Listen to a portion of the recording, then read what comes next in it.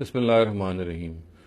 اسلامی معیشت کے حوالے سے بہت سارے ایسے سوالات ہیں جو جدید ذہن میں پیدا ہو گئے ہیں، اس لیے کہ بہت سارے وہ معاملات جنم لے رہے ہیں آج کے دور میں جو آج سے پہلے اتنے زیادہ ڈیولپ نہیں تھے اور آرگنائز نہیں تھے۔ انہی معاملات میں ایک بہت اہم چیز ہے، وہ انشورنس ہے۔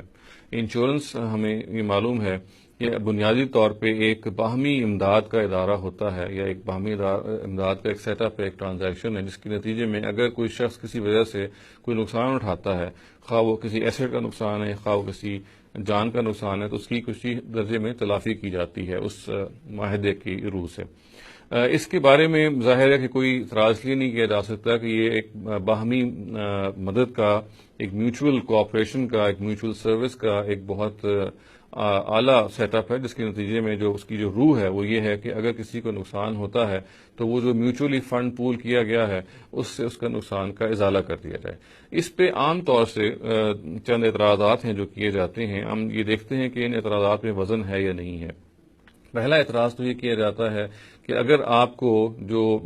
آپ جب انشورنس کرواتے ہیں اس کے نتیجے میں جو آپ ظاہر ہے کچھ انسٹالمنٹس دیتے ہیں، اس کے نتیجے میں جب آپ کو اگر کوئی انشورنس کا پیسہ واپس ملتا ہے اور وہ ان انسٹالمنٹ سے زیادہ ہے تو کہا جاتا ہے کہ اگر وہ چونکہ زیادہ ہے تو یہ ایک سود کا معاملہ ہوگا، اور یہ وہ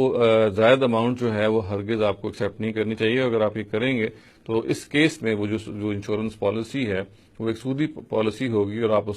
سے فائدہ نہ اٹھائیں۔ ایسی پالیسیز بھی ہوتی ہیں جس میں جو اماؤنٹ آپ انسٹالمنٹ میں دیتے ہیں اسی کے برابر آپ کو واپس مل جاتا ہے، تو ظاہر ہے اس پہ تو اعتراض نہیں کیا جا سکتا، مگر ان پالیسیز پہ یہ کہا جاتا ہے کہ جہاں پہ آپ نے جب کوئی قسط دی ہے تو اس سے اوور اینڈ ابو آپ کو جب واپس ملتا ہے تو چونکہ یہ سود ہوتا ہے لہٰذا اسے ایکسیپٹ نہیں کیا جائے گا۔ تو اس کے بارے میں بھی جان لینا چاہیے کہ اصل میں اپنی نوعیت میں یہ اعتراض درست نہیں ہے۔ اس کی وجہ یہ ہے کہ سود تب ہوتا ہے کہ جب آپ نے وہ پیسہ قرض دیا ہو کسی کو، یعنی آپ انشورنس کمپنی میں اگر آپ نے بنیادی طور پہ وہ قرض دیا ہے، اور قرض کا معاملہ تو ظاہر یہ ہے کہ اس کو کبھی نہ کبھی واپس ملنا ہے۔ ہمیں معلوم ہے کہ انشورنس کے معاملے میں پیسہ کبھی واپس نہیں ملتا بلکہ اس پول میں ہمیشہ رہتا ہے۔ چنانچہ اگر اس کو قرض قرار دیا جاتا اور قرض پہ ہم اس میں کہتے ہیں کہ سود آ رہا ہے تو تبھی اس پہ آبجیکشن کی جا سکتی۔ جیسا کہ میں نے عرض کیا کہ ایسا نہیں ہے۔ اگر قرض ہی ہوتا تو پھر ظاہر ہے کہ ایک مدت کے بعد آپ کو وہ قرض واپس ملنا چاہیے۔ ہم یہ جانتے ہیں کہ قرض واپس نہیں ملتا، وہ جو پیسہ آپ دیتے ہیں وہ بس وہیں پر رہتا ہے۔ چنانچہ اس کو ہم قرض کی ڈیل نہیں کہہ سکتے، اور دوسرے لفظوں میں بھی کہہ سکتے ہیں کہ یہ ایک کانٹریکٹ ہے باہمی معاونت کا جو کیا جاتا ہے، اور اس کے نتیجے میں جب نقصان ہوتا ہے اس کا ازالہ کر دیا جاتا ہے۔ اس پہ سود کا اطلاق نہیں کیا جا سکتا۔ اسی طریقے سے یہ بھی اعتراض کیا جاتا ہے کہ اس کے اندر قمار کی یعنی جوئے کی ایک خو پائی جاتی ہے۔ یہ بات بھی درست معلوم اس لیے نہیں ہوتی کہ جوا ظاہر ہے ایک نری قسمت آزمائی ہے، اس میں آپ اپنی لک کو چانس کرتے ہیں، اور اس کی روح بالکل اور ہوتی ہے، جبکہ یہ اپنی نوعیت میں ایک باہمی مدد کا ایک معاملہ ہے، ایک باہمی مدد کا ایک عقد یا ایک کانٹریکٹ ہے جس کو اس پہ قیاس نہیں کیا جا سکتا۔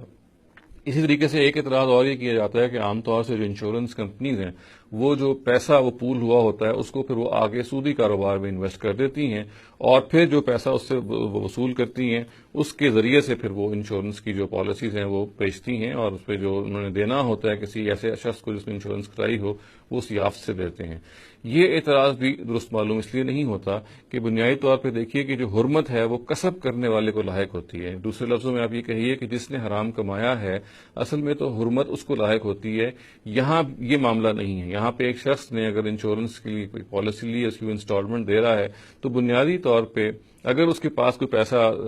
دوسری جانب سے آ رہا ہے اور اس میں اگر فرض کیجئے کہ سود کی علائش بھی ہے تو وہ بنیادی طور پہ اس کے لیے ممنوع نہیں ہے۔ یہ ضرور ہے کہ اگر وہ ایک اعلیٰ درجے پہ رہنا چاہتا ہے اور وہ بہت متقی شخص ہے تو اس سے اجتناب کرے تو بہت بڑی بات ہے اور بہت اجر کی بات ہے، تاہم اگر وہ اس پیسے سے فائدہ اٹھاتا ہے تو اصل میں چونکہ وہ حرمت اس کا کسب اپنی نہیں تھی، اس نے وہ حرام خود نہیں کمایا تھا، تو ہم یہ نہیں کہہ سکتے کہ اس نے کوئی ناجائز کام کیا ہے۔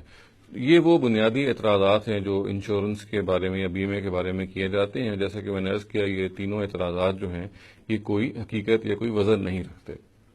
اقول قولی ھذا واستغفر اللہ لی ولکم ولسائر المسلمین والمسلمات۔